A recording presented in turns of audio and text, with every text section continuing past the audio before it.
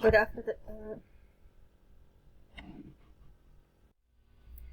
afternoon, Professor, everybody. My name is Elham Youssef. I'd like to introduce my evidence of learning through my slides.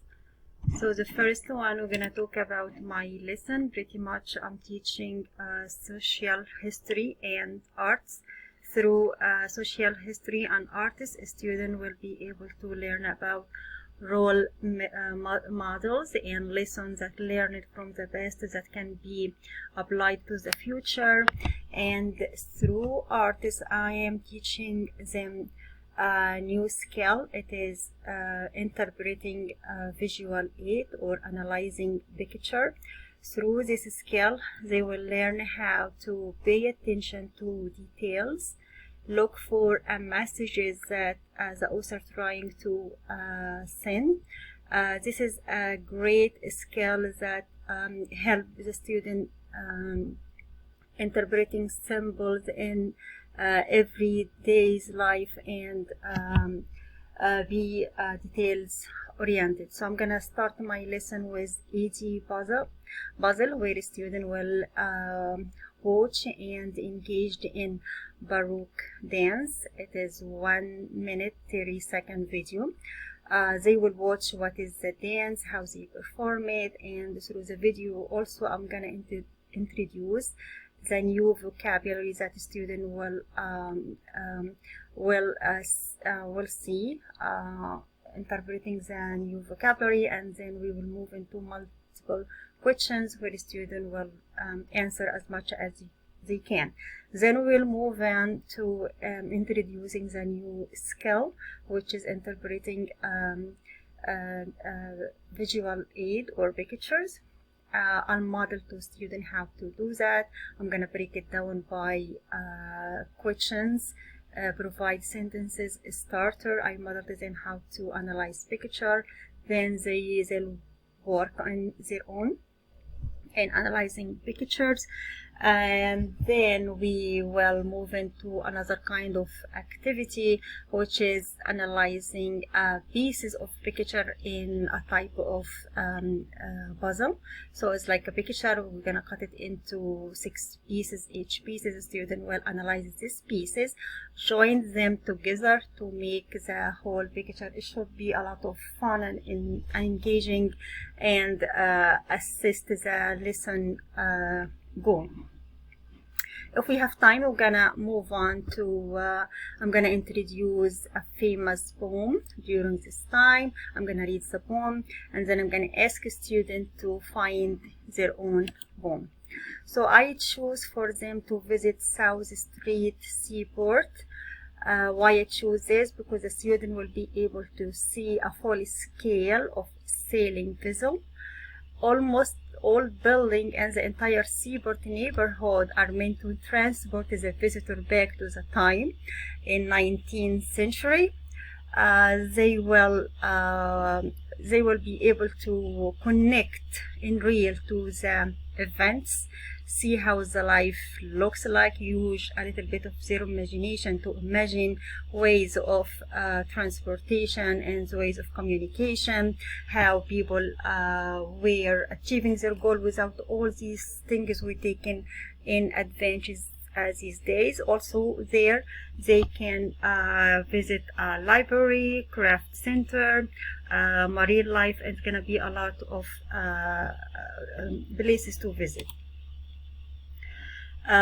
We use art to support the core contents. I use couple of quotes from educational theories that support that the art supports the core content. For example, I have learned that when my body is engaged, my mind is engaged, by Eric Jensen. If we look to the mind as a muscle, and if you are working this muscle, working this out, it's gonna strengthen the muscle. So like moving and engaging and doing a lot of art engagement is gonna help the teacher achieving her goal, help the student scaffold the student learning. and it gonna give a support to the core content. So I incorporate couple of quotes here to verify this. The artist is using artists to support the core content subject. All right, let me. Well, staffing who can come with me, it will be, the trip gonna be for all the students 12 1-to-1. So artist, music, social study teacher, paraprofessional, and nurse are all welcome to come. Why we choosing the museum? Well, according to Susan Stiegelbaum, support is improving cognitive skill and help the teacher by offering curriculum supports and provide engaging and informative means. So visiting the museum gonna have the student connected to the lesson in real, and you will be able to see themselves a lot of historical places. So modifying the artist activity to suit diverse learner, student will have so many options to provide evidence of learning. So they can, of course, the first thing is they can write a dialogue between two famous characters that represent the event. The event is the Boston Tea Party.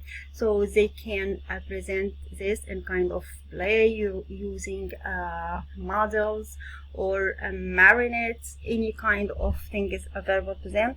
They can perform, record themselves saying the poem, famous poem from this time.